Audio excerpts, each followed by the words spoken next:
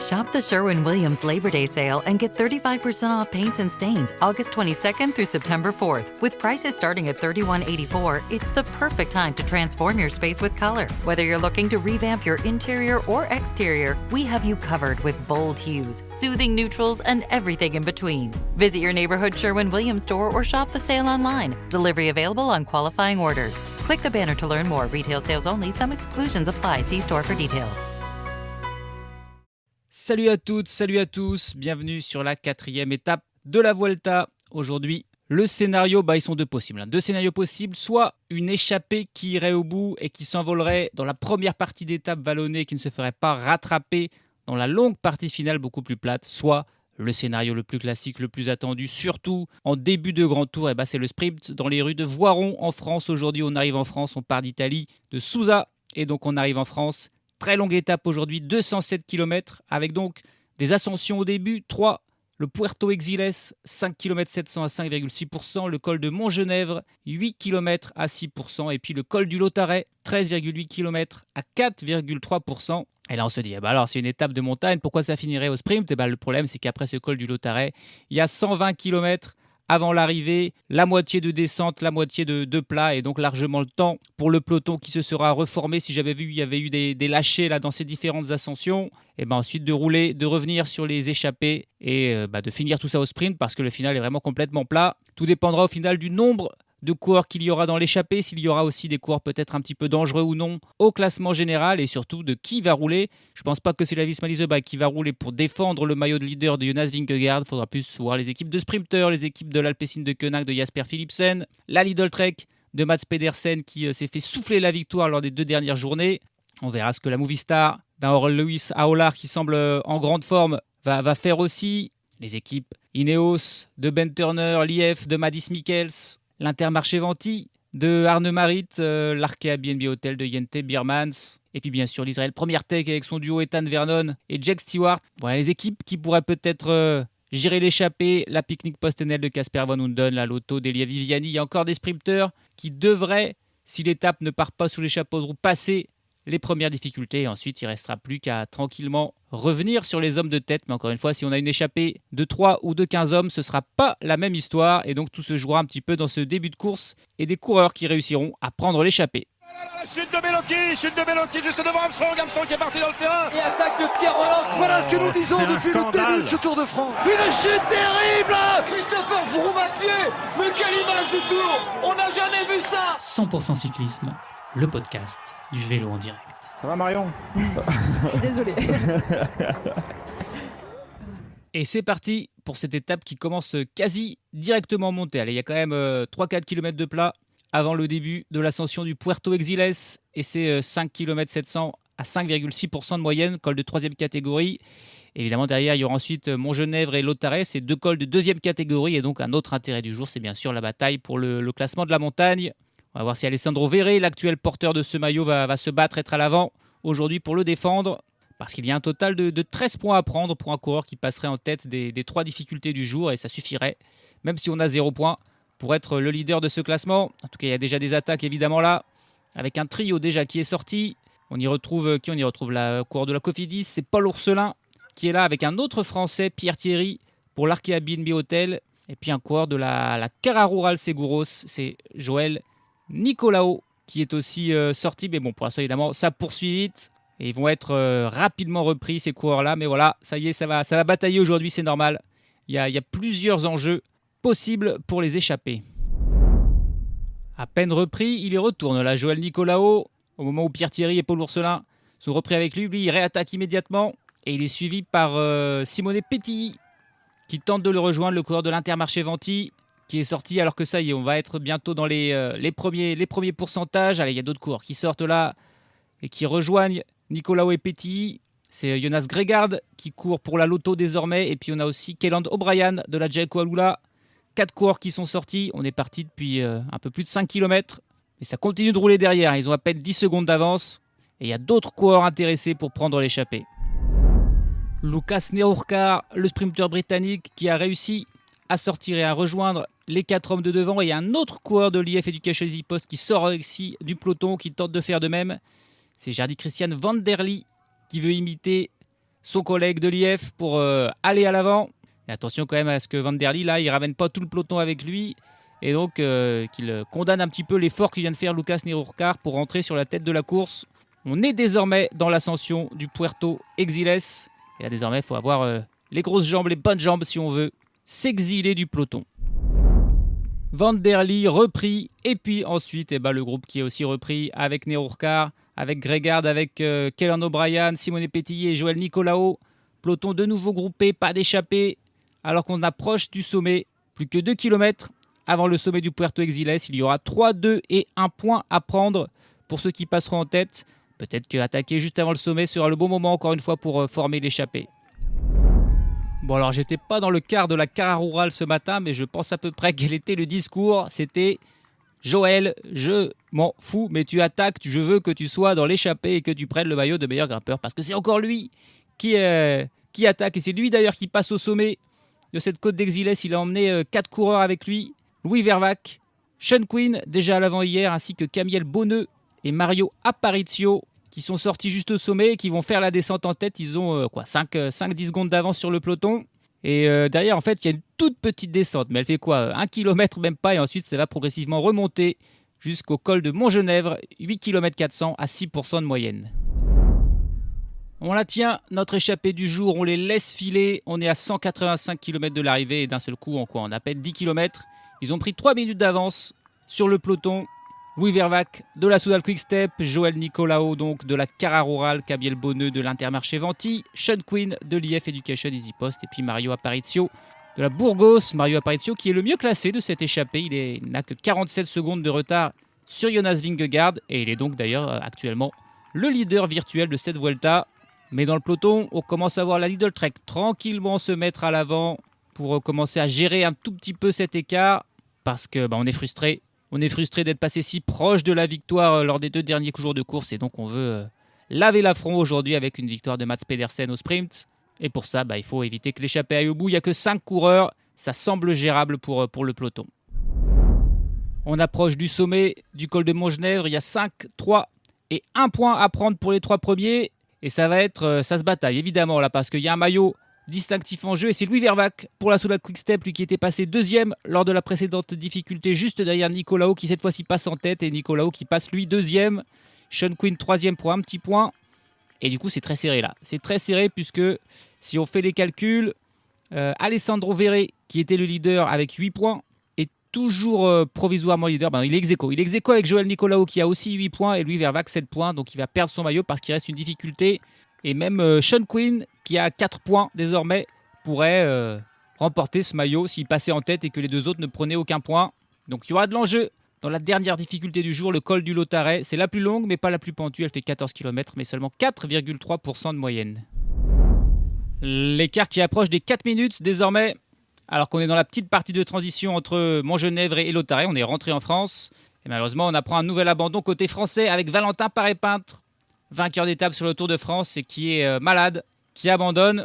Et puis il y a un autre abandon aussi, c'est le dernier d'hier, Carlos Garcia Pierna, lui aussi devait être malade en grande difficulté aujourd'hui. Il n'a pas pu suivre le rythme du peloton et ça fait donc 2 abandons de plus sur cette Vuelta. Et Sean Quinn qui décide un petit peu d'anticiper peut-être dans cette lutte pour le maillot de la montagne parce qu'il attaque de loin là.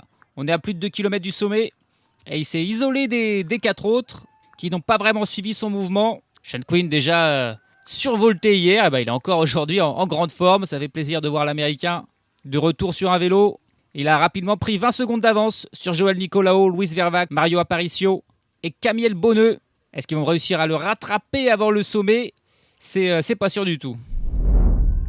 Sean Quinn qui passe en solitaire au sommet du col du Lautaret. Il a toujours sa vingtaine de secondes d'avance sur les 4 autres. Et derrière, ça va se battre essentiellement entre, bien sûr, Nicolao et Vervac. Les autres s'en mêlent pas, Bonneux et Aparicio de cette lutte pour le maillot de la montagne.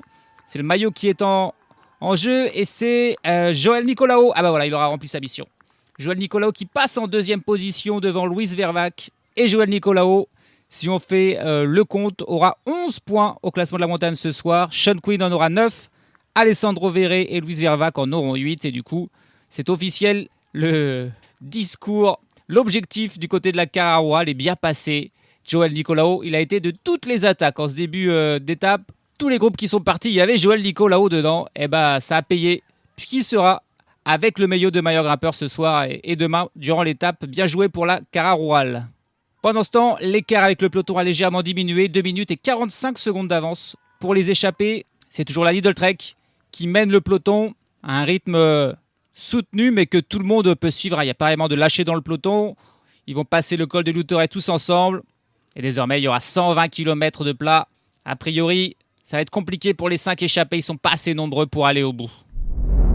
115 km de l'arrivée et l'écart qui fond dans cette descente. Le peloton qui va beaucoup plus vite que les échappés. C'est rare, en général, dans une descente, c'est plutôt les petits groupes qui s'en sortent mieux. Mais là, il y a déjà plus qu'une minute 30 d'avance.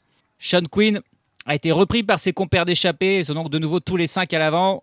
Mais on se demande désormais, bien sûr, si notamment Nicolau, Quinn et Verweg vont continuer à vraiment s'impliquer dans cette échappée, sachant qu'il n'y a plus de poids de la montagne à faire et que cet objectif-là est réglé. Et derrière eux, est-ce qu'on croit encore à la victoire d'étape dans cette échappée, sachant qu'on est encore très très loin, 115 km, qu'on n'a qu'une minute 30 d'avance sur un peloton mené par la Lidl Trek? C'est pas sûr. Rappel désormais, on est dans une longue descente. Il y aura une seule quand même difficulté, une petite bosse à 60 km de l'arrivée. Environ 3 km à 6% de moyenne, le col de Comboire.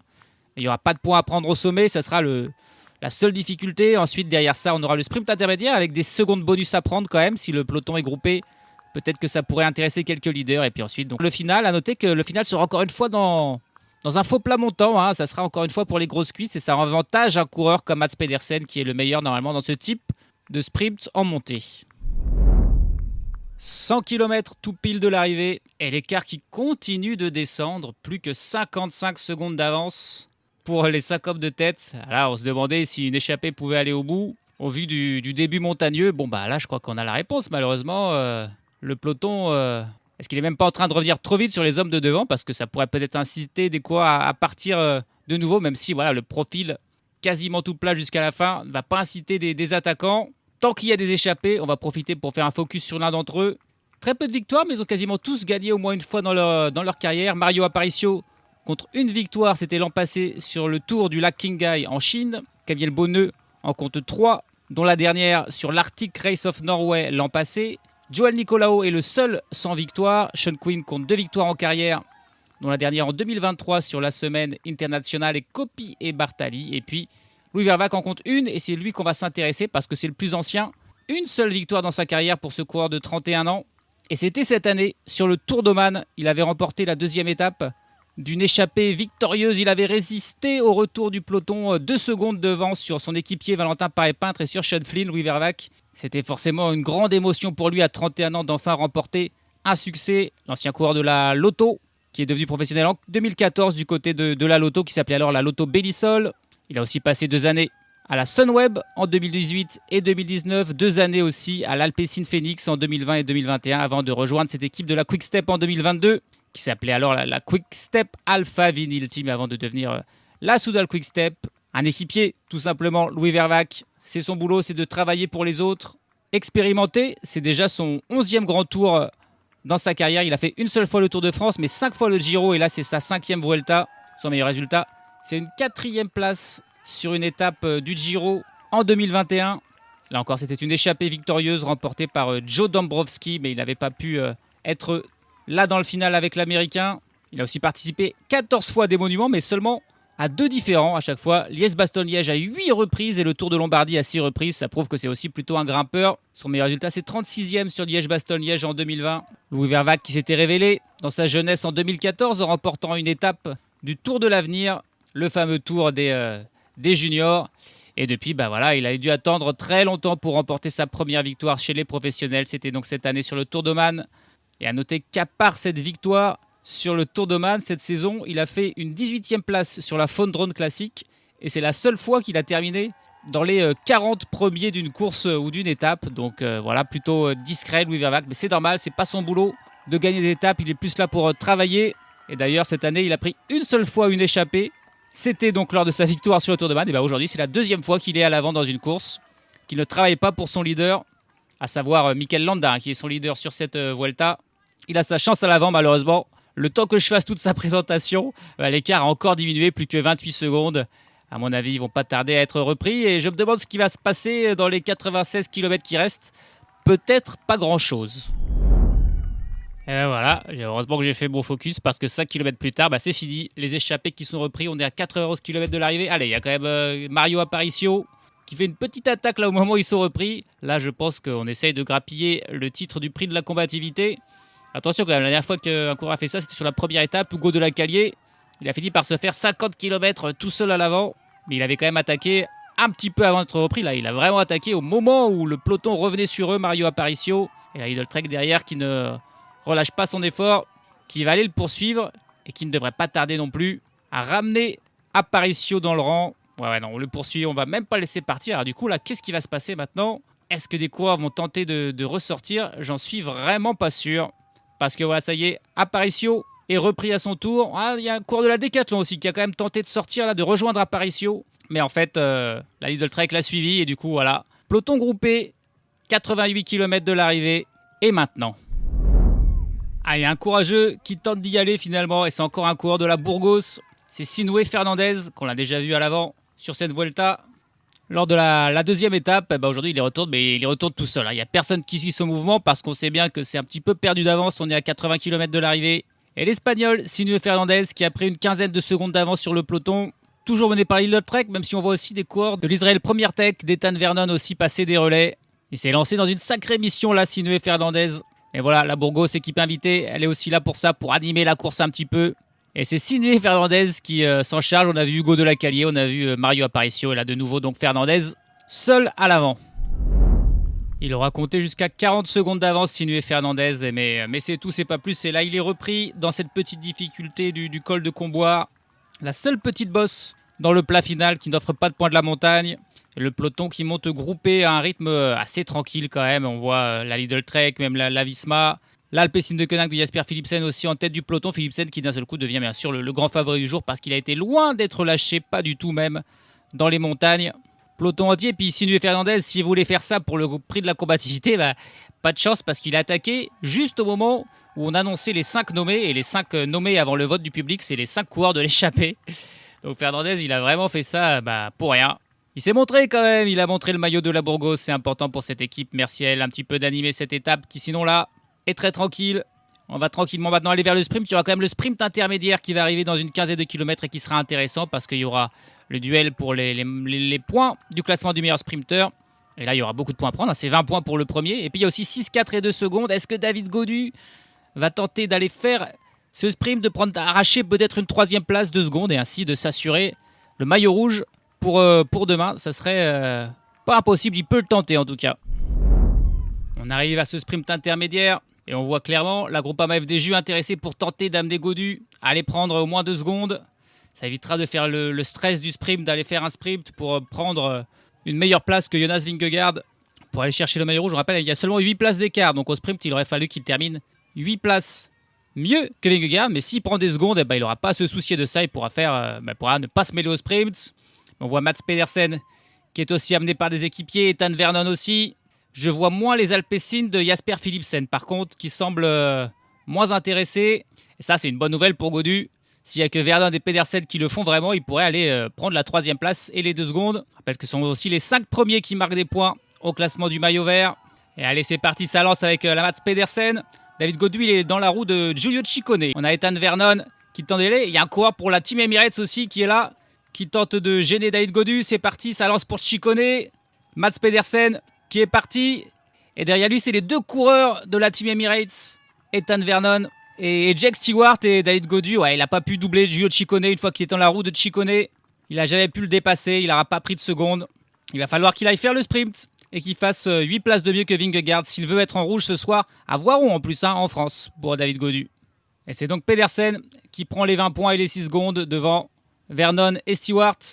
Giulio Ciccone et David Gaudu prennent seulement des points au classement du maillot vert. Et puis tiens, il y a Bruno Armirail qui part en contre là juste après ce sprint. Il essaye de profiter de ce moment où le peloton va peut-être un petit peu ralentir après ce sprint pour sortir. Il tente un coup en solo, mais bon, on est loin, 30 km de l'arrivée. Bruno Armirail, peut-être motivé d'être en France, qui tente un coup et qui ne s'économise pas avant le chrono par équipe de demain où il aura pourtant une grande importance pour aider Félix Gall à ne pas perdre trop de temps. C'est peut-être aussi pour ça aujourd'hui qu'au final l'étape a été tranquille. On se réserve avant le chrono par équipe de demain où il faudra être extrêmement performant. 20 km de l'arrivée et Bruno Armirail est bel et bien sorti et il ne s'économise réellement pas pour demain. Il a 40 secondes d'avance sur le peloton qui se met à rouler, notamment encore et toujours la Lidl Trek. On a vu Emmanuel Gebrek-Zarbier, comme d'habitude, faire un énorme travail en tête du peloton, mais là ils sont aidés par les coureurs de l'Alpecin de Koenig, l'équipe de Jasper Philipsen qui a été plutôt discrète jusque-là, mais qui là dans le final faudrait quand même pas se faire chipper la victoire, le sprint par Bruno Armirail, spécialiste du contre-la-montre évidemment. Un effort de 30 km comme ça lui convient bien. Donc on le prend au sérieux et on se met à le poursuivre. Ça paraît quand même, il a beau être un très grand rouleur, ça paraît quasiment impossible pour Armirail, mais il le tente, même s'il est seul face à 180 coureurs qui le poursuivent. Ah, ça y est, il finit par se relever finalement, Bruno Armirail à 15 km de l'arrivée. Il coupe son effort, le peloton qui revient d'effort une fois que l'Alpecin de Koenig s'était mise à rouler. Il s'est fait plaisir sur les routes de France évidemment, le champion de France du contre-la-montre, qui est repris à l'instant par le peloton, de nouveau groupé. Et cette fois-ci c'est sûr, bon ça l'était depuis un grand nombre de kilomètres, mais voilà, le sprint massif va avoir lieu. Et attention là, la petite chute, la chute dans un petit virage, un rétrécissement. C'est tombé pour des coureurs de la Lotto, la Carrera, la coureur de l'Alpecin aussi, l'Intermarché Venti. Allez, ça a l'air de se relever quand même. Il y a une petite chute aussi pour J-Vine. Mais bon, allez, c'est reparti, je crois, pour tout le monde. C'était plutôt à l'arrière du peloton. L'importance du positionnement, hein, bien sûr. D'être alors. Ah non, il y a quand même, c'est qui? C'est George Bennett qui ne se relève pas. George Bennett qui reste sur le sol. Et ça y est, il arrive à se mettre sur ses jambes, mais ça a l'air d'être compliqué. C'est compliqué aussi pour Fernando Bartuselo de la Carrera, qui malheureusement, c'est un petit peu le sprinter. Non, ils ont Guillermo Thomas Silva, l'Uruguayen. C'est plutôt le lanceur de Silva pour Barcelo. Et George Bennett, il a l'air de boitiller, il va repartir quand même. Mais c'est sa deuxième chute déjà sur cette Vuelta pour George Bennett. Ça commence à faire beaucoup. On est à 9 km de l'arrivée. Et forcément, c'est nerveux, ça se bat en tête du peloton pour être bien placé, aussi bien pour les équipes de sprinteurs que pour les leaders du classement général. On voit notamment la Groupama FDJ, évidemment, qui veut placer Gaudu le mieux possible. Vingegaard aussi est là, en haut du peloton, mais lui, il va pas faire le sprint, hein. Il va pas s'en soucier ensuite d'être bien placé. Il veut juste éviter ce genre de problème, les chutes et les ralentissements. Allez, 3 km de l'arrivée. C'est l'Arkea BNB Hotel, de Jente Biermans, qui est la mieux placée, qui est en tête du peloton désormais. La Visma Lease Bike a disparu parce qu'on a dépassé la zone dangereuse, la zone où toute chute pourrait faire perdre du temps. L'Ineos Grenadier de Ben Turner aussi plutôt aux avant-postes. Et attention, il y a des ronds-points. Là, c'est dur. Voilà. À chaque fois qu'il y a un rond-point, on perd un petit peu ses équipiers. Pour l'instant, Jasper Philipsen et l'Alpecin de Koenig qui est un petit peu plus en retrait. Mats Pedersen en 6-7e position. David Gaudu, désormais tout seul, il est lui aussi très bien placé. Et je vois pas Vingegaard, ça va être bon. Moi, je pense que David Gaudu va l'avoir, le maillot rouge, c'est quasi sûr. Pas qu'il prenne non plus trop de risques. Brian Kocar et Stanislav Aniolkowski, le duo de la Cofidis, je pense qu'ils vont le faire chacun leur sprint de leur côté. Je crois pas qu'il y ait un meneur pour l'autre. On a Madis Mikkels qui est là pour l'IF aussi. Attention, il y a des rétrécissements. Et alors là, c'est vite fait de perdre énormément de place. Je crois que Madis Mikkels, justement, j'étais en train de le regarder avec son maillot rose. Il a perdu 20 places d'un coup dans ce rétrécissement. Il a été obligé de freiner. On est à 2 km de l'arrivée et c'est toujours l'Arkea et l'Ineos qui sont en tête, mais ils n'ont plus qu'un équipier chacun pour leur sprinter. Donc ça devient compliqué, évidemment. C'est encore un petit peu tôt. Et comme d'habitude, l'Alpecin de Koenig elle va jaillir au bon moment, hein. Là, ils sont encore en 7, 8, 9e position avec Rickaert, Planckaert et Philipsen. Ils attendent le bon moment pour jaillir. Mats Pedersen, j'ai l'impression qu'il est un petit peu tout seul. Il y a Dan Hull qui le cherche, mais c'est tout. Ou un coureur de la Picnic, c'est bien Casper Van Hunden qui est là, mais qui a dû passer par le trottoir. Il a pris un virage trop large, c'était chaud. Oh, attention, là, il y a des... Oh, c'est pas tombé, mais il y a eu des énormes vagues. Et là, il y a des coureurs qui reviendront pas à l'avant, hein. Mais personne n'est tombé, c'était vraiment, vraiment chaud. Il y a eu des coureurs qui sont appuyés les uns sur les autres pour ne pas tomber, et ça a réussi à pas tomber à cette vitesse, c'est une folie. Allez, l'Arkea BNB Hotel, il y a un coureur qui est tout seul en tête, il attend son sprinter Jente Biermans, ça y est, qui revient dans sa roue. On va passer la flamme rouge, l'Alpecin de Koenig toujours avec 3 coureurs, qui va bientôt prendre les choses en main. L'Arkea BNB Hotel, hein, qui est toujours encore là aux avant-postes, la Picnic Post-Tenel de Casper Van Hunden aussi. On a Thomas Pidcock aussi qui est là, va aller faire le sprint. Et oui, il est Olar pour la Movistar. Il est aussi là, il n'a pas vraiment d'équipier avec lui. L'Israël Première Tech aussi de Vernon est un petit peu en retrait pour l'instant. Et c'est un coureur de la Picnic Post-Tenel qui mène le peloton sur la droite. Allez, Jonas Rickaert qui va amener Philipsen sur la gauche, prendre la tête. Ben Turner, Thomas Pidcock. Et je crois que c'est Tortenstrein pour la Bahn Victorieuse qui se battent pour la route de Jasper Philipsen. Et Ethan Vernon aussi, qui a jailli de nulle part pour être dans la route de Philipsen. Le problème, c'est qu'une fois qu'il sera lancé, qui pourra aller dépasser Jasper Philipsen? C'est parti, il a toujours son équipier, Philipsen devant lui, et c'est trop tard, il est bloqué par son propre équipier, c'est Ben Turner qui a pris la tête et qui va aller s'imposer, ils se sont gênés. Ah, incroyable. Il a été bloqué, il pouvait pas dépasser son équipier Jasper Philipsen, et Ben Turner l'a dépassé, et ensuite il pouvait pas y aller, il y avait Turner, il y avait Vernon à côté de lui, l'autre côté c'était la barrière, et son équipier, forcément il avait plus trop rien dans les jambes, et Philipsen, il est sorti quoi. Il a réussi à sortir seulement à 50 mètres de l'arrivée de la roue de son équipier, mais c'était trop tard. Ben Turner était passé. Alors que pourtant, il n'avait pas grand monde avec lui. Il n'y avait que Kwiatkowski pour l'aider, Ben Turner, depuis 3 km. Mais il a suivi la bonne roue, celle de Philipsen, celle de Vernon. Et puis surtout, il n'a pas attendu que Philipsen fasse son effort. Il a commencé avant et Philipsen ensuite s'est retrouvé un petit peu bloqué. C'était étonnant. Je me demandais même si on ne voulait pas que son équipier gagne. C'est rare que l'Alpecin de Koenig se rate, et là elle s'est ratée, même si ça n'enlève rien bien sûr à l'incroyable sprint de Ben Turner qui est décidément en pleine forme. Il est en train de pleurer tout simplement, Ben Turner, lui qui a rencontré des magnifiques succès sur le Tour de Pologne et surtout qui ne devait pas être là sur cette Vuelta. Hein. C'est assez improbable ce qui arrive à Ben Turner. Il était sur le René Tour, Ben Turner, et suite au forfait de dernière minute de Lucas Hamilton pour la Team Ineos, on l'a sorti du René Tour, on lui a fait prendre un avion pour aller en Italie pour le début de la Vuelta. Et on lui dit, allez, finalement, tu vas te faire un tour de 3 semaines pour lequel tu n'es pas du tout préparé. Et regarde, donc, il vient chercher une victoire d'étape. Allez, on revoit le ralenti. La dernière ligne droite avec Ben Turner qui est dans la roue de Vernon, qui lui-même est dans la roue de Philipsen. Edward Planckaert qui mène Jasper Philipsen. Alors, Lewis Howlard et Pidcock qui sont un petit peu derrière sont distancés. Et ensuite, voilà, Vernon et Ben Turner qui lancent au même moment. Ben Turner qui gêne un tout petit peu Ethan Vernon, qui le bloque. Et du coup, Vernon bloque aussi un petit peu Philipsen. C'est quand même pas très propre. Et ensuite, il n'y a plus le temps. Il n'y a tout simplement plus le temps pour Philipsen pour remonter. Et les deux, ils ont dû se rasseoir en faisant leur sprint parce qu'ils se sont touchés. Je pense pas qu'il y a quelque chose de répréhensible au point d'être disqualifié pour Ben Turner. Et là, on revoit le ralenti vu de face. Ah oui, et on voit le visage en fait de Jasper Philipsen qui semble crier move out à son leader, genre bouge de là, je peux pas passer. Et il peut pas passer. Et quand il essaye de passer, il est obligé un petit peu de toucher Vernon. Et du coup, ça les ralentit tous les deux. Et c'est trop tard. Ben Turner est parti. Et Philipsen ne vient prendre que la 2e place. Et Planckaert qui doit faire peut-être même 3e devant Vernon ou l'inverse. Mais voilà, Edward Planckaert, il s'est raté. Il a gêné Philipsen. Et Ben Turner en a profité. Quelle période particulière quand même pour Ben Turner, qui, sur le Tour de Pologne, remportait tout simplement la 2e victoire seulement de sa carrière et la première au niveau World Tour. Et un mois plus tard, il remporte la première victoire de sa carrière sur un grand tour, ici, sur la Vuelta. Une Vuelta à laquelle il ne devait pas participer. Il devait faire le René Tour jusqu'au bout.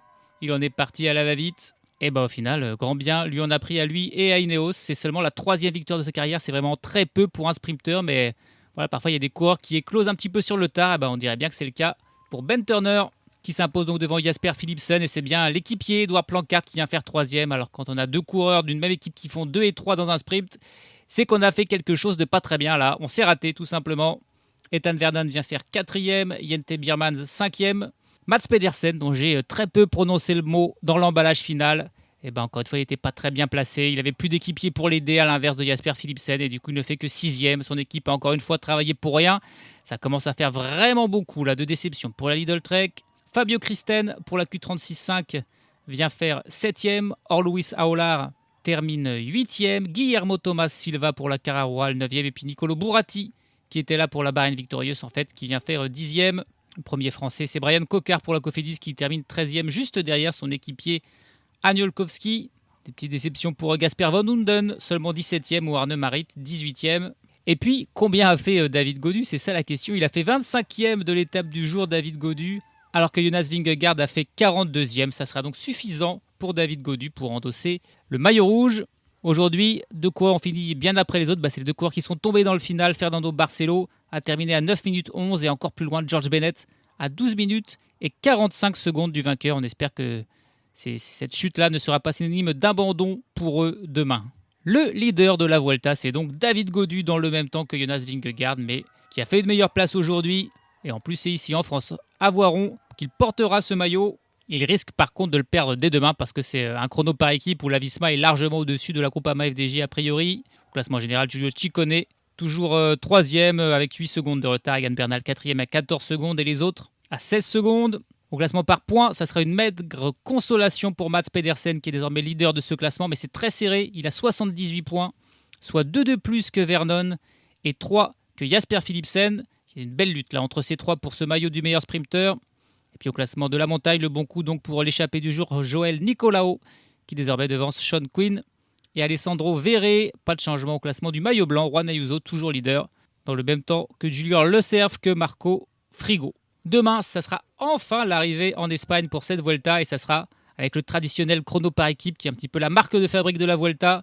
C'est un chrono court, 24 km pour un chrono par équipe, c'est vraiment très court, mais bon, avec des armadas comme la Team Emirates, comme la Visma Is The Bike, ça pourrait faire des écarts pour les équipes qui ont des leaders du classement général, mais avec des équipiers moins forts sur le contre-la-montre, attention, il y aura les premières vraies différences entre leaders lors de cette 5e étape où malheureusement David Gaudu devrait perdre son maillot rouge qu'il n'aura porté que fugacement, mais au moins il l'aura porté et ça c'est beau. Salut à tous, salut à toutes.